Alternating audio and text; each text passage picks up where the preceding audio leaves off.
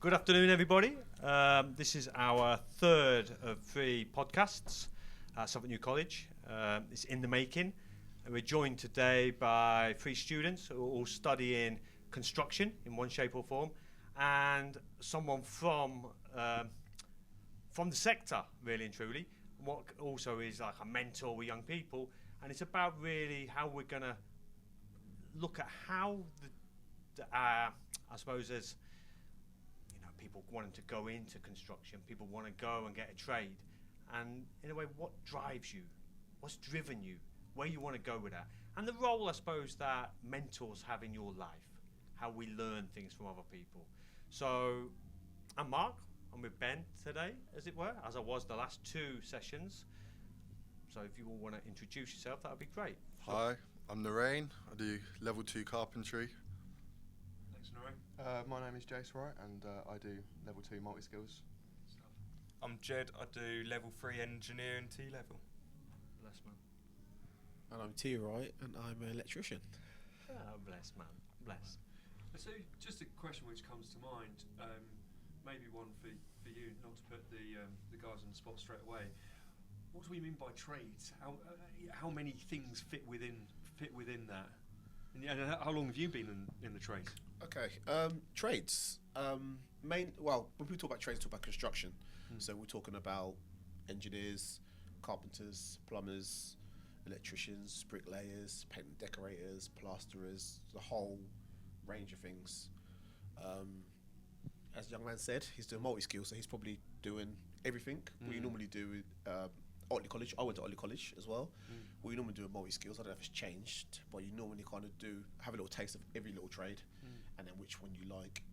The following year, normally you kind of pick that and say, this is what I enjoy the most. So yeah, just working within the construction industry really, whether it's working domestically within houses or big industrial or commercial plants. Yeah, that's basically what it is, really. And all these different trades have different cultures. It's not just like different skills, different materials. There's almost like different cultures within the construction industry, I've found. Yeah, there is. I mean, a building site is probably the most unique because I feel like everyone has to work in coercion. So it's like, regardless that you're on a different trade, you feel like you're in the same trade because you literally bounce off each other. You're working together. So I think if you're in a specialist sector and you're working primarily on that, then I think, it's like chalk and cheese. But I think you kind of roll with the punches, when you're on a building site or you're working with a group of kind of tradesmen. Yeah, and I think that is that like a lot of careers, there's that specialisation. But there's also coming together as part of like a bigger unit where you've all got like a house to build and you've all got your specialised knowledge, but ultimately it requires you to come together and work with other trades to make it happen. So in the making really is just about exploring the lives of young people, but as Mark mentioned, how kind of mentors and people come into young people's lives and influence, hopefully for the better. And life is a bit like a kind of process. We're always learning. So I don't know. Maybe hand it over to you guys about share maybe some childhood memories of what sort of things were you into? What sort of like early memories? What sort of early interests did you have? Maybe kind of Jed, you're looking at me. Maybe start. When I was younger, I very much wanted to go down the sport route. I've always been interested in football, played for a club. That was probably what I wanted to do back in year 7, 8 and 9. I chose my GCSEs and even at that point, it was between engineering and sport. And I quickly found out come year 10, probably by Christmas in year 10, so 3 or 4 months into GCSEs, I knew that I wanted to go down the engineering route. I think that's very much because I enjoyed the lessons, very much engaged in them. And I think that was probably largely down to the teacher. Gave me... That has a massive part to play, doesn't it? Yeah. The teacher, Definitely. whether or not you have a positive experience or a negative experience. Yeah, and I think the teacher himself just gave me that reason to go down that route, and almost gave me something to chase. And what about family? Was there any kind of like engineering sport with your family that influenced that, or was that just just finding your own way, your own path? Really, in my family, the only person that's within engineering is my brother. He actually works at Sizewell. Cool. Okay. But that's really the only engineering person in my family. My mum and my dad, neither of them work in engineering. But it's interesting, isn't it? It's sport engineering, construction. It's using your body, isn't it? But And I like being practical, and if you look at both sport and engineering, they're both very practical things. You know, you're not sitting at a desk all day, going home, next day you're back at a desk. They're very practical things, and I guess you can turn both of them into more of a sitting at a desk job. But for me, I work best practically, and I think that's why through my GCSEs I took such an interest in engineering. But you're very reflective. Yeah. I don't know whether I would have at your age kind of realised that about myself. But it's kind of good to know that, because you work with your own preferences, your own interests. You're going to be more successful if you do that. 100%. Yeah. And what about you? What about you, Jace? My childhood was a lot different, to be fair, because I've always, as in most of my family, are in the construction industry, so it's just been the only focus that I've ever had in my life. And the one thing I realised is, especially when I was primary school to high school, I shouldn't really say it on a podcast, but I was never really good in school. I can't sit in a classroom. That's the one thing I've never been able to do. And then my stepdad took me on my first block paving job. It was a private job.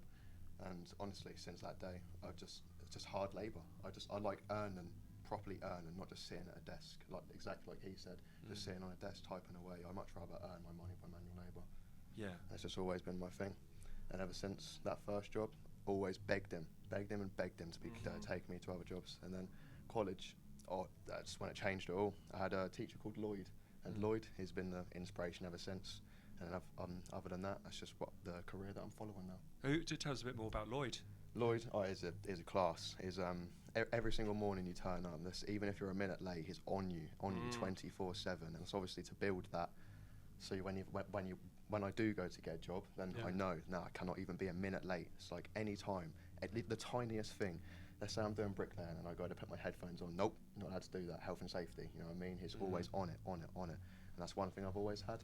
Thing is with my dad, he's not really push, if you know what I mean. That's always mostly been my stepdad. So I was just kind of sitting around. My first year of college, I was doing multi-skills, and I was doing exactly like he said. I was doing like multiple different things. I think there's 7 that you do now. It's like plastering, paint and decorating, electrical, plumbing, just all the things like that. And I liked all of them. You see, I wanted to. Well, my stepdad used to tell me you can't be a master of all. That's what he used to tell me. You always need to pick one, because once you've picked one, then you can follow that and then master that one thing.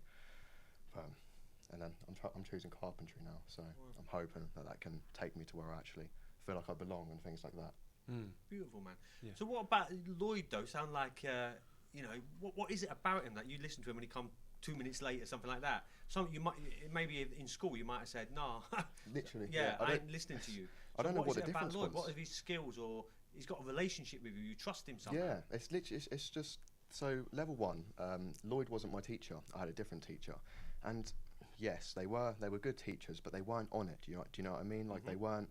It was just like, it's the first year of college, we'll let you settle down first, but I didn't want that. You see, I was going to come to this college, but I knew all of my mates here. Yeah. And I knew if I wanted to buck down and get my ideas up, I needed to be on my own. Yeah. And then on my second year, I had Lloyd as my, so I've literally walked into the construction room. I think I was like 2 minutes late. The first year, no one would have cared. And he looked at me and I was like, why are you late for? I was like, I was just walking down here. Nope, that's not allowed. And it was just like a spark, and I was just like, all right, I'll listen to you from now on. I don't know what it was. It was just like an instant connection with love. Lloyd. Yeah, literally that, yeah. And there's another teacher called Jamie. Jamie and Lloyd, they're the reason that I'm actually able to pursue what I'm doing now. Other than that, I was lost. The first year of college, honestly, I was lost. I had no clue what to do. I was in the construction, but then I was thinking to myself, is it worth maybe trying for an office job? But then the longer I went on for it, construction is the way to go for me. Yeah. And then there's a connection. There's a connection you have. This working for your money. Yeah. But there's a kind of physical connection to that. So you have to be kind of like physically using your body. Maybe getting kind of like tired at the end of the day. Maybe aching. That's my favourite bit. Yeah. When the ache is caused from you, then you know that you've had a good day's work. Yeah. Yeah. I think that's quite interesting, that, isn't it? It is, and you have days. I mean, I have days where I'm knackered. I literally get in, shower, sit down, have something to eat, and I say to the wife or something like, just watch an episode or something, and then I don't know, about 9 o'clock, she's poking me saying, "Let's go upstairs." You know, I'm just passed out, and that's when I know I've had a good day. Yeah. And then some days where you come in and you still got a bit of energy left in you, and you're like, and that could be a day where I'm just, I don't know, maybe testing or something like that, which is more mentally draining, I suppose. But so there's two sides to the industry as well. When you're doing the kind of testing and inspection, like the design, it's mentally draining. But the thing what kills you the most is the physical. Up and down that ladder, pulling those cables in. You know what I mean? You know. But the sense of satisfaction is enormous, no? It's the best thing when you go in, because at first it's all over the show, isn't it? You're just pulling things, building a site, and then you see the end product. It is beautiful. It is one of those things that you go. And appreciation. I did that. Do you know what I mean? Yeah. I walk down to the Ipswich Town football ground, and I walk through the tunnel, and I look at that big massive skybox, and I've done that all last summer. Yeah. I rewind. I done. You see on TV them going to the change room, walk down the tunnel. I've done all those lights. Yeah. I've done the LEDs. Yeah. You know what I mean? And that's rewarding. Do you know what I mean? It's like, because at first you don't really think about it, and then when people go, "Oh my God, there's lights there," and it's like, yeah, I've done that. Or there's illuminate signs outside when you drive past. All that sort of stuff that we've done is so rewarding, man. It's quite different to a desk job, isn't it? So, like, doing a desk job, you might be sending a few emails, doing some slides or whatever it might be. It kind of feels quite intangible.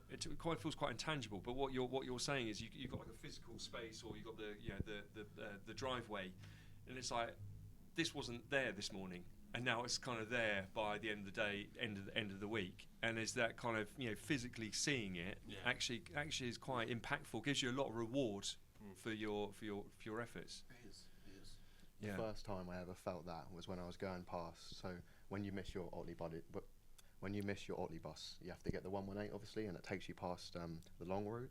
And I've done a job when you go up there. I can't remember what the road's called, but I was going past there one time, and me and my mates were just looking at the houses, and one of my mates looked at a driveway and he went, "Oh, that driveway looks really nice." And I looked at him and I went, "Me and my stepdad done that." Wow. Honestly, the most rewardingest feeling I've ever had in my life, and that's what it is. It's the result, exactly like he said. And you want to create more and more of that, That's and get paid for that as well. Yeah, that's great. And let's bring Nurein in. Yeah, So thanks for being patient. Well, similar like Jed, I had the construction route or the sports route, and I went down the sports route. So I was doing football, athletics, basketball, and I'm a very practical person. I can't sit down for long, and I think being more practical and not sitting at a desk has definitely helped me as a person. Definitely built my skills up. When I came to college, I was thinking, do I do electricals? Do I go to Otley College and do bricklaying, or do I do carpentry? And I picked carpentry for my first year, level 1. I didn't really enjoy it. I didn't think it was what it would be like. It was making joints and stuff. But I came back and I decided to do site carpentry for my level 2, and it's definitely changed me as a person. I've enjoyed every second of it. Working on site with my uncle a couple of times, and he's left me to build stud walls by myself, and I definitely think has helped me here. And any early influences for you? Definitely my uncle has always been an inspiration to me. Always offered me to come and join him on jobs, private jobs, like you said.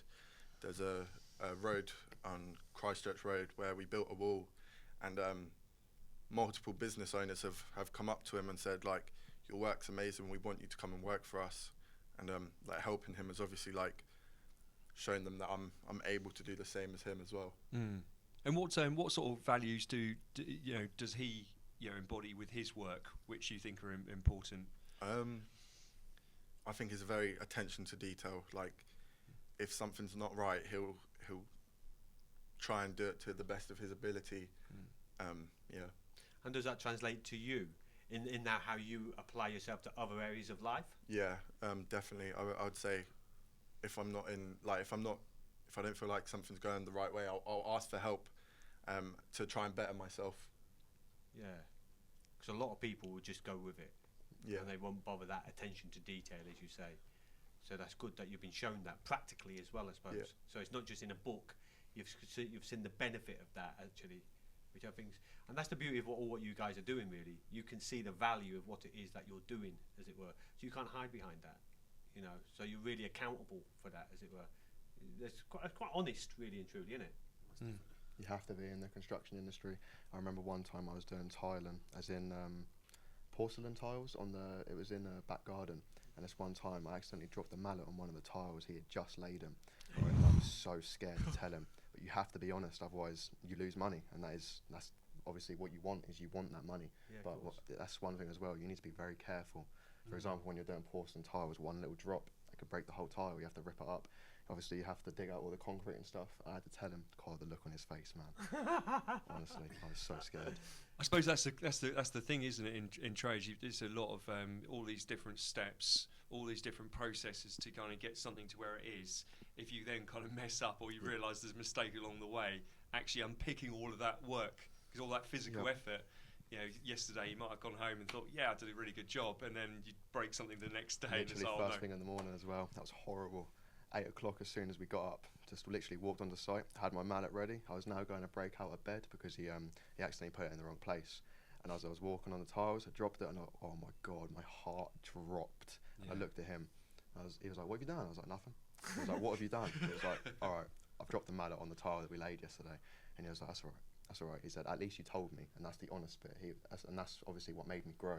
And then if I do another thing wrong, then it's not going to be as bad telling someone else. You know what I mean?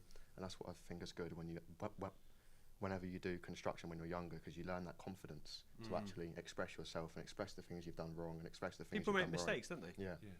You know. And I think you recognise that reputation is everything. Yes.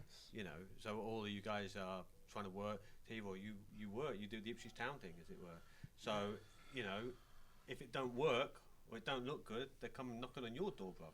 Yeah, and when you start doing multi-million-pound contracts, you can't be cutting corners because, you know, there's laws and there's things where, you know, you have certain specifications and design, and if you don't meet that design, they can come back and you're getting sued. Yeah. They literally will go through things like so fine to detail, and that stays there for, like, part of one of the builder rigs, something like 20 years. So if I say I'm going to specify like MK sockets or MK this, and they go back and there's a fault within those sockets, and they go back and go, actually, you didn't put MK in, you put Hager in. I'm liable for that, and that I could have spent 20,000 on materials. I've now got to rip it all out and redo that. So there's some big things there, but also sometimes as well, I think what you find is you can make a mistake, but sometimes you can go to a job, which frustrates me a lot, and a lot of the guys I work with, is you start a job and they take you off that job and then someone goes on to that job. Yeah. And that sometimes I do things a different way than someone else does it. Yeah. So if there's no communication between you, that job could not turn out the way you want it to turn out. So we've sort of come to an agreement, or we've got a thing now. It's like, you start that job, you finish that job. Because as you like to say, you know, people work different ways. Some people work quicker, some people work slower, and I just think you just need to make sure that everyone's singing from the same hymn sheet, really.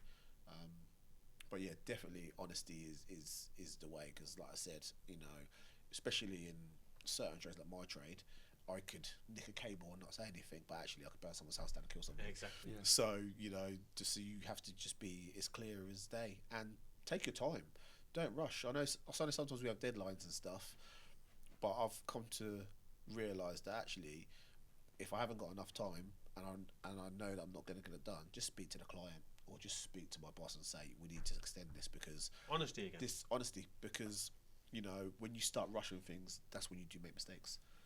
So thinking about, you know, there's lots of different paths, there's lots of different, you know, companies, whether you're doing driveways, carpentry, you know, electrics, plumbing. There's different ways to run your business, and so you mentioned some that actually for some customers actually prices everything. And actually, they're just going to go kind of like, just going to go to the cheapest price. There might be others that actually know the kind of quality is kind of everything, that actually I'm happy to pay more, but actually for kind of really good quality, to your point about attention to detail, you know, kind of want the best materials, the best outcomes. What sort of trade-offs are there kind of within kind of companies within your kind of construction sector? What sort of things are typically customers looking for in different ways? I think the first thing is is pricing it. They want to get Value for money, value for money, Yeah. but they definitely want to get the cheapest. So They do. they definitely want to get the cheapest. They do, because they want to save money, and they'd rather go to a one-man band than a bigger company or business, because they'll get it a lot cheaper. But I always think buy cheap, buy twice. That's how I kind of feel. You know, I always feel like there's three spectrums. There's like the cheap version, there's in the middle, and then there's the expensive. And I think just always go middle of the road. Yeah. Always go middle of the road, and I don't think you can grumble with that. Yeah, and that's, you know, but customers. But it depends what customer you've got as well, because certain customers will go, you know, we trust you, and they kind of put that onus on you to go through. So what we tend to do is we tend to give you like free quotes. So we'll give you a quote with an install. We'll give you a quote with an install and supply. We'll give you a quotes with like 3 different models, and then people can then research themselves. Because some people, we can say to them, you know, we'll just fit it. You can then purchase the materials yourself. You know, I think it just swings in roundabouts, doesn't it? Because you know, as you know, sometimes when you put a price on the job, they put 10% on, or they put 20% on. They do this and do that. So we work in different ways. Whatever suits the customer is what I say. If the customer wants you to then price it up, you do it. You can say to the customer, well, actually, do you know what? We recommend using this brand or that brand, and they can then look for themselves. I always think leave the door open for them to explore, because I think that way they know that you're honest. So it's like, I'm maybe a bit too honest when I go to houses. Like they'll go, oh, what about these lights? And I think a one-man band guy will probably go, well, actually, I change that light, and I'll be like, if it's not broken, don't fix it. Do you know what I mean? And it's one of them. It's just a balancing act. You know, I think as long as everything's clear, as long as everything's safe, just. I suppose in there though, Teroy, the relationship's important. 100%. Yeah, I love my job for that reason. Because you meet people and you're honest, that you can, you know, demonstrate to them value for money, that you can be trusted. That's where the business is at, isn't it? Yeah, I mean, I never have the same day. I go to a different location, different place every day, meet different people. I've been to 5 different jobs today, 5 different locations, 5 different areas. You know, I was in Woodbridge, I was in Felixstowe, I was at White House, I was in town. You know, I've been all over, and you just meet so many different people, build so many different relationships. And the thing is, the key thing is your relationship, because if you're good that first time, and you're respectful, when you tidy up after yourself, you do that kind of stuff, these customers will constantly come back and back and back, because they trust you and then they recommend you to other people, and that's how business grows. That's true. It's hard to build a reputation, but easy to lose it. You know, and that's just on behaviour. Just on behaviour. What do you think about the social side?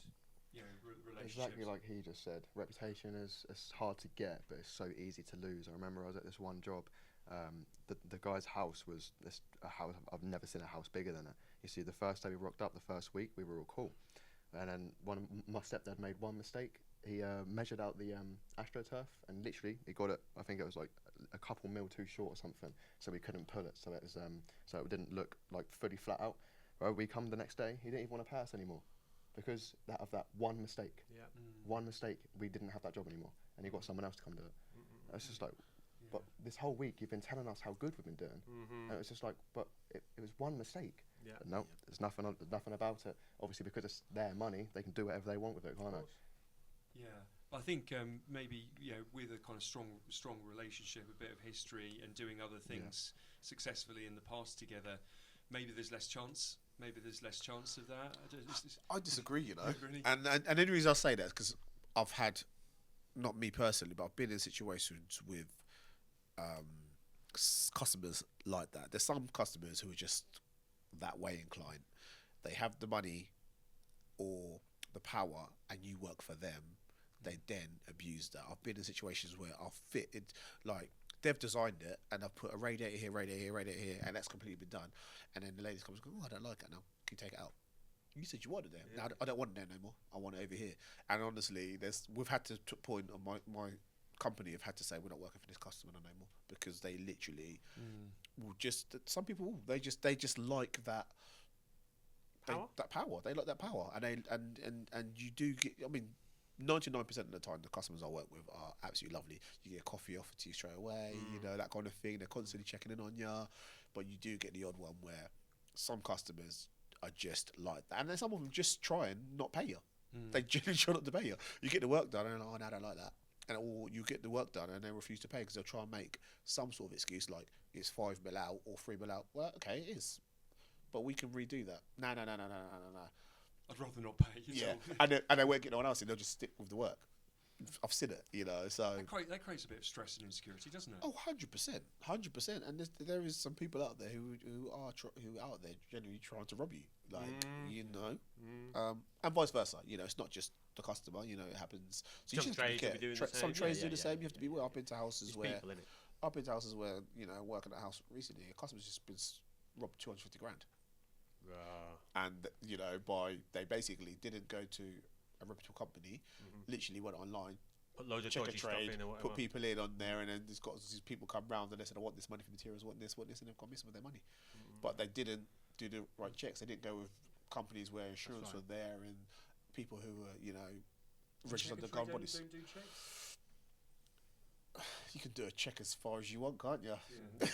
Like, it's, you know, Yeah. it's what checks can you do? You know, I can be a electrician, I can be a plasterer, I can be an engineer, and I can say my work's good, and I can have no clients, and then what is there to pick up on? So it's limited value then. Yes, So maybe it kind of gives you kind of a few You don't things, have- but do your own research basically. Yeah, you don't have to be, go check a trade. I haven't been in the trade for 20 years or whatever.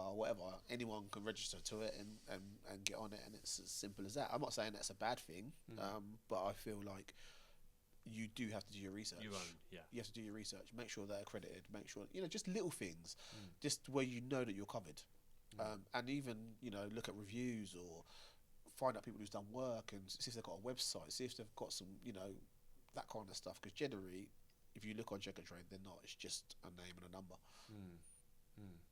Yeah. And so your life's at college at the moment. So did you say you're in like year one or year? I'm in my second. You're in year. your second. Second year as well. Second. I'm year one. You're year one. So how do you kind of find the kind of course overall? Is it challenging you? Is it pushing you? How much of it? You know, is it all kind of practical? Is it all practical learning? No, in multi-skills level 2, you see multi-skills level 1, the teachers told us there was like, honestly, there's no real reason, like I don't know how to explain it. So my first year of college, because I was still obviously coming out of that high school mentality, I genuinely, like, my attendance was so bad, but somehow I still got all distinctions. And then it was like moments like that, I'd then think to myself, like, what am I actually doing here? If I don't need to go in and I'm still getting this, then what's the point? And going back to Lloyd and Jamie, as soon as I saw them on the first day, it's just like, they change your whole mentality. And obviously it's also part of that maturity and growing up and things like that. But college, honestly, it is very challenging sometimes. Like, I'm doing drywalling now, and I want to punch myself in the head every single time I cut a wall out. But there is also theory side to it, and the theory, that's where it gets people. You see, that it's all good and easy doing the practical, but then the theory side of it is where you've got all your tests and you've got all your health and safety knowledge and all of your site knowledge and things like this. For example, I've got a mate, he's insane on most of the practical, but he can't pass the first health and safety test. So he won't be able to, like, fulfill that whole course, if you get what I mean. He'll have the knowledge of the practical, but he won't be able to go into a site because he can't pass health and safety. But would you say he is kind of safe in how he operates? He's safe in how he operates, yeah, but he just... It's just like he won't know, like, let's say there was an electrical fire right now, he wouldn't know what colour, like, fire extinguisher to put on it or something, you know what I mean? Just simple little things like that, and that's the challenging bit. Obviously, because... Is it because you don't think he invests the time and energy in learning it, or you think there's something specific there about it's something the support? specific. It's like what I said earlier, he doesn't like being in a classroom. Yeah. And that's where I think most of people in construction do fall. That's why we want to do hands-on work. So obviously and it doesn't help that our theory lessons are 3 hours, but we have, so it's an hour and 15, and then a 15-minute break, and then obviously another hour, Long, 15. innit? And obviously for him, it's quite, like, challenging. Like, he'll have his headphones on, or he'll be on his phone, or he'll go sleep, and that's the challenging part. Like, the practical, it's all good and easy until you get Lloyd and Jamie come over, tell you there's, you know, bad, and then you've got to do it again because you now want to prove them wrong. and that's what I do like about them too. Yeah, that's good. And what about you for the first year? So for me, my Monday morning I have 3 hours of practical. That's the only practical I do at the moment in a week. Then Monday afternoon I have theory. Again, 3 hours of theory. That is quite content heavy. There's a lot to get through and it can get quite stressful. Then on a Tuesday morning we do maths essential to engineering. You probably think, why am I doing maths when I passed it at GCSE? But it's all related to the subject. And I think even intrinsically, you're always doing calculations in your head. You probably just don't think about it. So the engineering is all to do with maths, so I understand why I'm there and get on with it and get it done, sort of thing. Then Tuesday afternoon I have theory again, and then Wednesday morning theory again. Right. So a lot of theory. A lot of theory, man. My course. But that's Will that change though? yeah, it will change going into year 2. Yeah.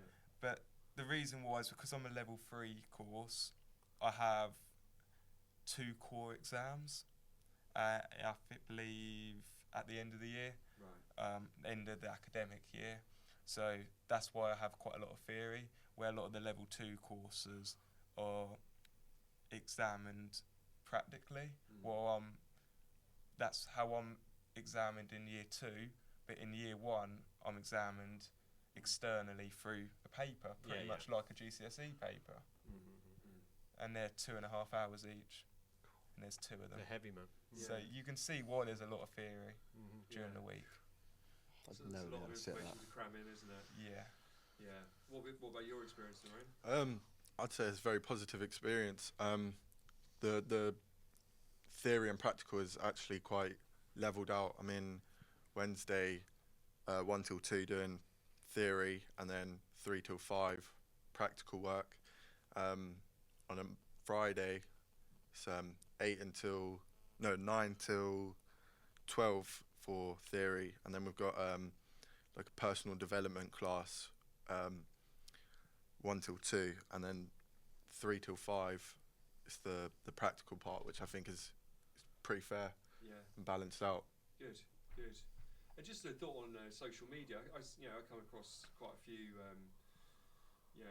young guys who have their own channels, and they might have like some sort of kind of like plumbing channel, or might be any sort of like kind of construction channel. Do you see any kind of value in having kind of social media accounts to kind of promote your work in the future, or do you think that kind of just gets in the way and maybe kind of that's a bit of a personal social thing separate to the work thing?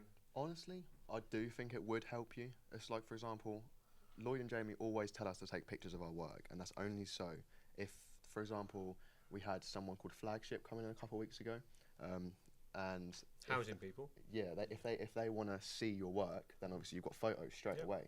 And that's I can't remember what, there was an app that I got told to get, and I can't remember what it's called, but you can post all of your like construction work on there. And I do honestly think it would be really helpful, as in, because I could go to a job right now and I could say that I'm good at this, but where's my proof? You get what I mean? Like, I've just come from college. Yeah, I've got my qualifications, but I could have just scraped them, and yet they wouldn't know that, would they? So it is good to have some proof behind you. Yeah, like a kind of portfolio. Yeah. Yeah, it's a good way. What about you? What do you think? I think social media, especially for a small business, almost is their portfolio. And your portfolio's your way of building a reputation. I think for these big companies, they don't need to rely on social media, but that's probably because they've already built that reputation. They've got that portfolio already. While these small companies, you've almost got to put yourself out there for people to notice you. It's the same as an individual in the trade. You've got to put yourself out there, show your skill set for people to notice you. And it's the same with companies. And I think social media can be a very good platform to showcase your work. I think it also can be used in the wrong way though. Yeah. But I think if you use it in the right way, it's a really good way to build up a portfolio, show people what you do and why they should choose you. Yeah. Yeah, 100%. Yeah. Similar to you, Nurein? My carpenter teacher makes us do a portfolio on a Wednesday, so we put all of our pictures from a Wednesday and Friday into the portfolio, So we've got that for when we leave and get our qualification. Does a lot of the selling for you, doesn't it? Yeah. A few good pictures of your work. Yeah, 100%. As you mentioned, kind of big companies. You haven't kind of gone out into the world of work yet. There's maybe if you're a carpenter as a one-man band, might be very different to being part of like a small family business versus a massive national organisation. What sort of kind of fit? Do you have like an idea of maybe like what your ideal environment would be? Any thoughts? The thing is about site work is it will be a lot harder, but it makes you into that proper. If like, I don't know how to explain it. If I was to spend 5 years on a site, you'd be able to see that I spent 5 years on a site. You know what I mean? Like, your features, just everything about you, you would know. Do you think it's a place where you can learn? Yeah. And sort of like build that expertise. Yes, and rites everyone's of hard passage. on you. There's the banter there. Everyone's sarcastic about like just everything. But the thing is about little private jobs is, it's just like, for example, if it's just me and my stepdad, like he could be telling me that that's good, but it might not be. But like he's telling me that to just make it so I go forward. But obviously on site work, you're going to have people who you don't know. Yeah. And that's where They might be more honest or more critical. And that's where it actually makes you into the man that you want to become. Yeah, I definitely agree with Jace. Working on site and doing private jobs as well. I think site work is a lot harder and more demanding. And I'd say private work, you can have that banter as well, but you've also got to, like, I don't know how to word it, be on point as well. I think it's probably something for what Teroy saying, and bring you in a minute, Teroy, but about actually on site, you're one of many. Yeah. And you've got to be able to communicate effectively to actually get the job done. You know, so I suppose there's another skill set in there somewhere, as it were, where you're going to learn about yourself as well, because obviously it might not always go your way.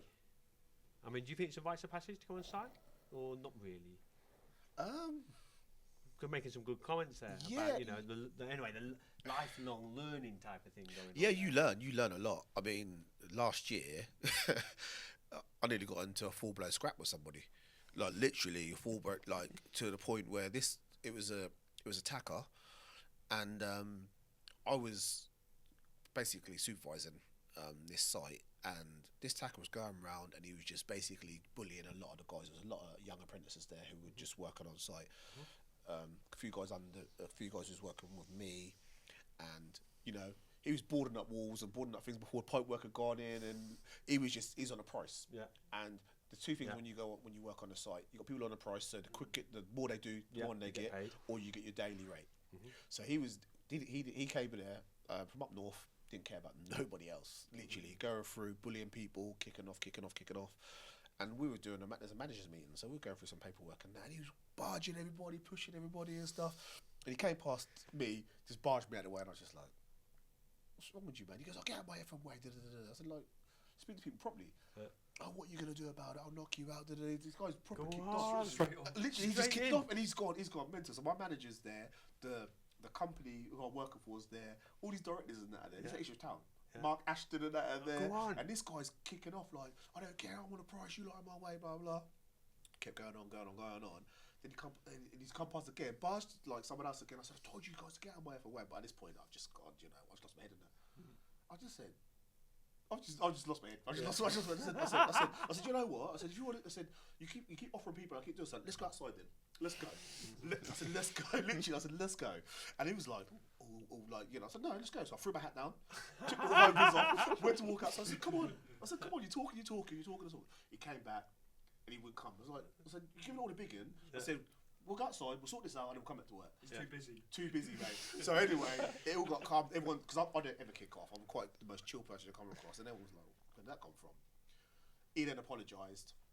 The next day came with a big box of Krispy Kremes for everybody. He came with a Krispy Kreme. Honestly, big box of Krispy Kremes for everybody else. And so apologised, said he was under stress. You try and get that, and that's what it is. You do get pressure because he's losing money. If he doesn't get that work done in a certain time, he's losing money. I'm getting a day rate, so I get my money if I put in 5 sockets or 50 sockets. Yeah. If he doesn't get that work done, and that's what you can get into.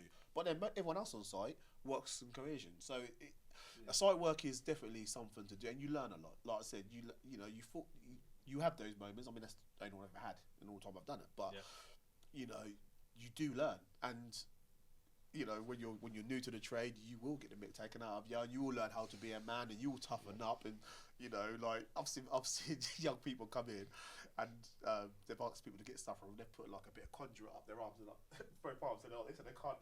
They're walking around like this, and they can't take their top off.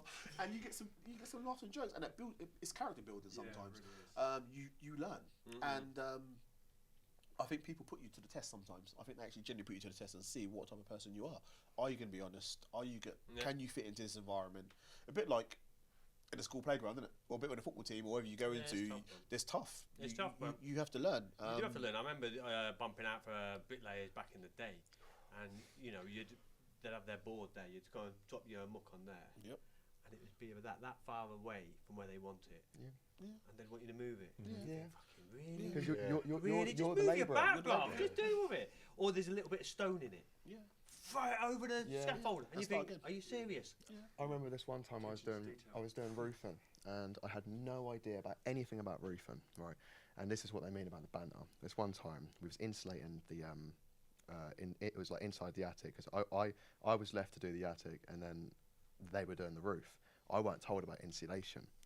So now I've got my boss there. He's like, yeah, just grab the insulation. It's just like a bit of like, you know, I'm already feeling quite itchy. I had no clue. He was like, yeah, just grab it. It's completely fine. So I've grabbed this big, massive bowl of insulation. You know, walked it all down. I took my top off now. Still not knowing anything about insulation. I put my top on the insulation. I think I did put my top back on. Oh my God. I was itching. I was just like, what have you done to me? He was like, that's insulation. It's, fiberglass, I think it is. Yeah. And I was like, what, you didn't think to tell me that before? He was like, nah, you'll just get on with it. Learn, man. Right? Worst job is. Literally, by the end of the day, I took my top off. Oh my God, I was covered in scratches. Because I was just scratching myself all day. And I was like, why did you do that? And he was like, honestly, to see how tough you were. And that's just what it is about. You'll learn, won't you? Yeah, exactly. Now I know never to put my top on insulation again. Yeah, I must admit. And if you were told, you probably wouldn't have done it. If So I was told, you had to do it. Yeah. I spent every Friday last year on a construction site. Never really done that work before, but partly COVID just sitting on my backside too much, and then being mainly office based. I like playing sport. I like using my body, and like every Friday, I had this opportunity. This old care home was being renovated into some nice houses. I knew some of the people on site, and I ended up just doing work every Friday. And it was an eye opener for me. And we have and it's a good thing that we have all this flexibility with the way that we work nowadays. You can be at home, you can be in the office, you can take your lunch whenever. But actually on site, everything's quite kind of regimented. And like for some reason, it was just a breath of fresh air. So we all braked at 10 o'clock together. We also sat together, all of the different trades, all different people, and then same again at 12:30. And then you have half an hour, and then you go. And so there was that kind of contrast to the rest of my week, which was actually quite nice. And you realise actually there's different ways of doing work, and there's different ways of being productive. There's different ways of being happy. And similarly, I'm not not an aggressive person. I don't kind of get into too many issues. But there was like so many heated things on site. But they kind of blow up and then they blow over quite quickly. Nothing ever really happens. I haven't seen it yet. Nothing really ever happens. But I want to ask you guys a question. Just regarding, you said you're level 1, level 2. How does yours work? Because I'm quite although it might not look like, I'm quite new to this. I changed my career from being a Lloyd to be an electrician in 2020. So I'm quite new to the trade. So literally, I've only just finished my electrical course, pretty much. What did you do at Otley? Done at Otley. What do you know Lloyd and do you know Lloyd in it? Yeah, I know Michael. So there as well. there's not really with the multi-skills trade. There's not. I don't really know how to explain it. It's just you're given. Wait, hold on. Say your question again. Sorry. So do you obviously you're doing? So I done an apprenticeship. Yeah. So mine was different. So I basically started and I basically went to college 1 day a week on a Monday. Yeah. And mine was theory in the morning. Yeah. Till 1 o'clock. Yeah. And then it's practical all afternoon till like 4:30. But apart from that, I'm on the tools constantly. So literally, I'm 4 days a week. I'm working with another electrician. I'm learning. So I'm kind of getting a bit more than you guys in a sense because I'm next to Joe Bloggs and I'm holding his tools, I'm doing this and I'm doing that.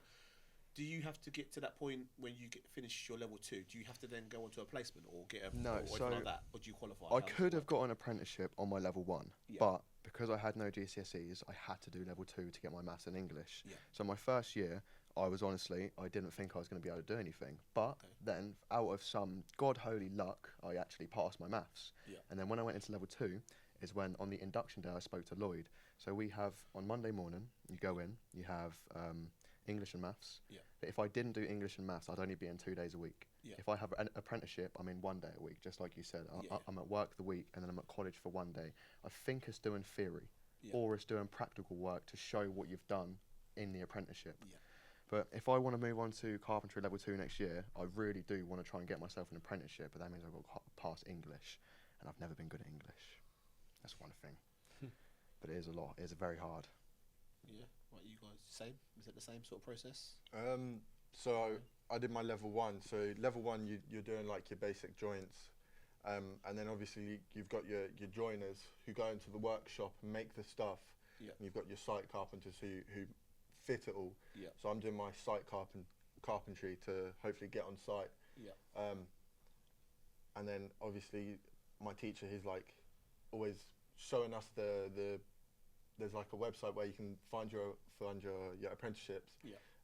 Always updating us on like what companies are hiring and stuff. So after I've got my level 2 qualification, I'm gonna go for that. Okay, sweet. And you? I think for me, being on a level 3 is probably a bit different to these lads, because when I done my level 2, I was fortunate enough to do it as a GCSE. Yeah. So while these are 16, 17 doing a level 2, I done my level 2 when I was 14, 15, and it was one of my GCSE grades, and that was actually engineering. Yeah. And that means because I've passed maths and English, I've been able to come straight onto a level 3. Yeah. So a level 3 is equivalent to A levels. Yeah. And for that reason, I guess it's a bit different for me, but I think the key thing is the destination is still the same. Yeah. It is just for me a lot more theory based. Yeah. But then I've had that practical element in my GCSEs, so I have still had that experience. And just like these lads said, they want to get an apprenticeship. I want to go get a degree apprenticeship once I've got my level 3. So the destination, it can be the same. Yeah. Just a different route. Yeah, just a different route. Yeah. Cool.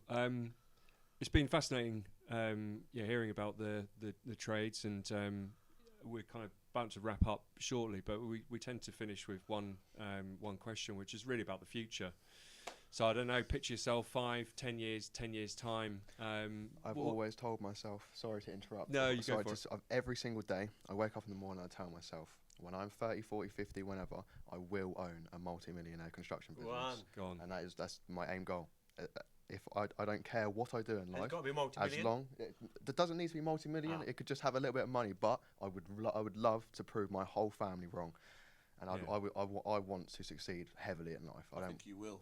I see the drive already. Yeah. I see the drive. I see the passion, man, and I think that's what you've got to keep going. Don't you let that keep burning, man. And whatever anyone says to you, just keep driving. Single-minded. Single-minded. Keep driving, man. It's a struggle. And the mad with thing people. about it is, you say you're not good at English, but you articulate yourself really well.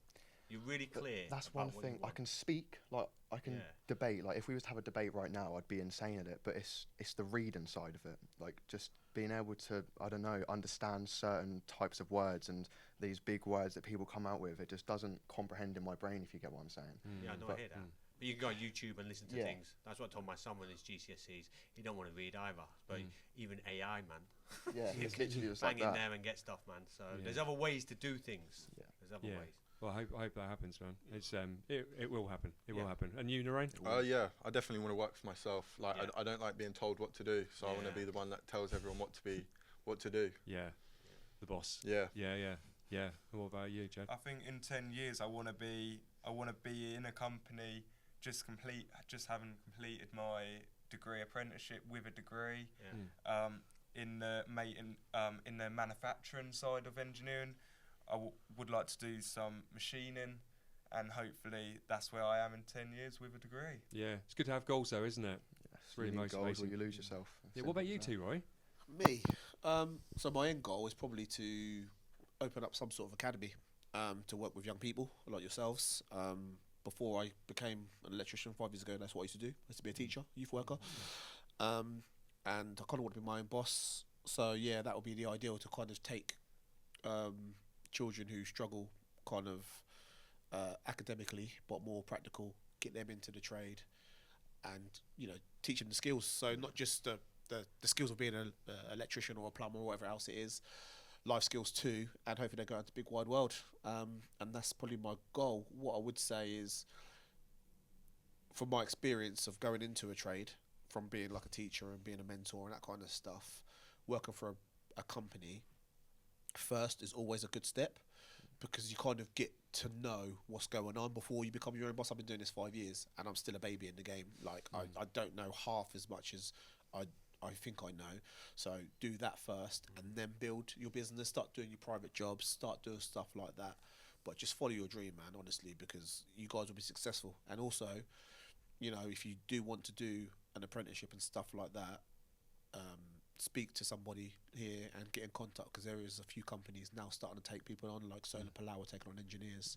I've got a couple of friends who are carpenters who are looking for them. I've got a friend who's who does block paving and that kind of stuff. So, sometimes it's not about what you know, it's about who you know sometimes. So, reach out to people, man. Make you speak to your family members, your uncles, your stepdads and stuff like that. And anyone who you can, just get you into that trade. Because I got mine by my son playing football with a director of the company I work for. And I paid for a course, couldn't get an apprenticeship. And then he's like, oh. And I started doing plumbing, by the way. And he went, oh, you fancy doing electrics? I was like, well, maybe. And then I got in that way, just by speaking to him on the side of a football pitch. Right place, right time. Yeah, That's right place, right time. Yeah. So just make your opportunities will arise when they're ready to arise, man. So just keep doing it, boys. Good advice to finish on. Yeah, thanks for that, Teroy. So yeah, thanks Nurein, thanks Jace, thanks Jed, thanks Teroy. Thank you. We're kind of meant to be, and this has been In the Making, and hopefully we'll return for another podcast in the new year. All the best.